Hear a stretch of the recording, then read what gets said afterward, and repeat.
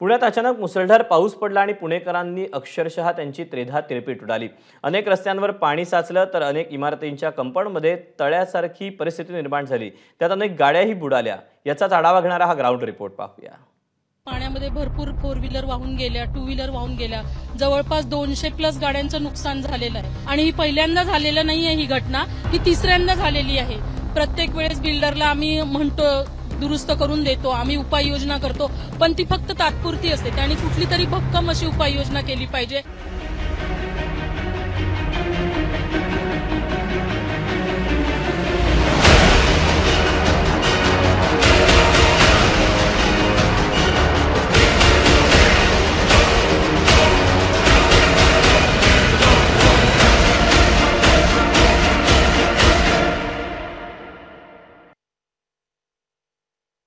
पुणे शहरात काल झालेल्या मुसळधार पावसानंतर पुणे शहरातील अनेक भागांमध्ये पाणी साचलेलं चित्र पाहायला मिळालं। मात्र आता मी पुण्यातील धानोरी परिसरात आहे आणि या बिल्डिंगच्या पार्किंगमध्ये जर आपण बघितलं तर जवळपास 12 ते 15 फूट इतकं पाणी या ठिकाणी साचलेलं आहे। खरं तर ही सोसायटी जर आपण बघितली तर एक आलिशान सोसायटी आहे गंगा आर्या म्हणून, आणि 300हून अधिक फ्लॅट्स आहेत या ठिकाणी।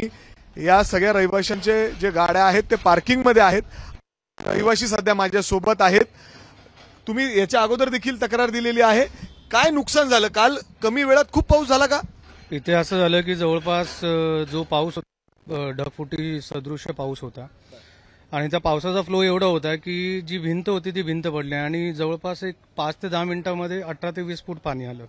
ज्याच्या पूर्वी ते 4 वेळेस इन्सिडेंट झालेले तिथे आणि ते जे स्थानिक इथले प्रशासन आहेत त्यांना वारंवार याची आम्ही कल्पना दिलेली, पण त्यांच्याकडनं होत काहीच नाहीये। तुमची देखील गाडी आहे इथं? माझी गाडी सध्या नाहीये खाली, पण माझ्या बऱ्याच मित्रांची गाडी खाली अडकलेली आहे।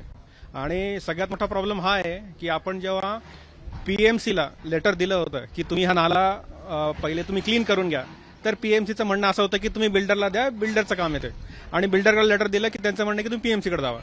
तर ही जी जबाबदारीची ढकलाढकल चालू एक दुसऱ्यांमध्ये, त्याच्यामध्ये आमचं मरण आहे। काय परिस्थिती, म्हणजे बरेच लोक अडकून पडलेत असं दिसतं? इथं बरीच लोक अडकून पडलेली आहेत। याचं कारण फक्त महानगरपालिकेचं दुर्लक्ष हेच आहे। वारंवार त्यांच्याकडे आम्ही तक्रारी देऊनही ते त्याच्यावरचं सोल्युशन काढत नाहीत। आज आमची गाडी सुद्धा इथं पाण्यात आहे, आम्हाला धाकधूक लागून राहिलेली आहे। आम्ही नोकरी करणारी माणसं आहोत। संध्याकाळी 6 नंतर ही घटना घडली आहे। आम्ही घरी नसताना आमच्या मुलाबाळांचं काय होईल हे टेन्शन आम्हाला ऑफिसमध्ये असतानाही असतं। त्यामुळे महानगरपालिकेने ह्याच्यात लवकरात लवकर लक्ष घालावं अशी आमची सगळ्यांची इच्छा आहे। मात्र महानगरपालिकेकडून कुठलीच काळजी किंबहुना कुठलीही पावलं या ठिकाणी उचलली जात नाहीत। आणि दुसरीकडे जे नाला आहे त्या ठिकाणी मोठं अतिक्रमण झालंय आणि त्यामुळेच अशा पद्धतीने पाऊस झाला की या सगळ्या परिसरात मोठ्या प्रमाणात पाणी साचतं आणि लाखो रुपयांचं नुकसान या सर्वसामान्य पुणेकरांचं होतंय। कॅमेरामॅन विजय राऊतसह मी मिकी घई, एबीपी माझा, पुणे। एबीपी माझा, उघडा डोळे बघा नीट।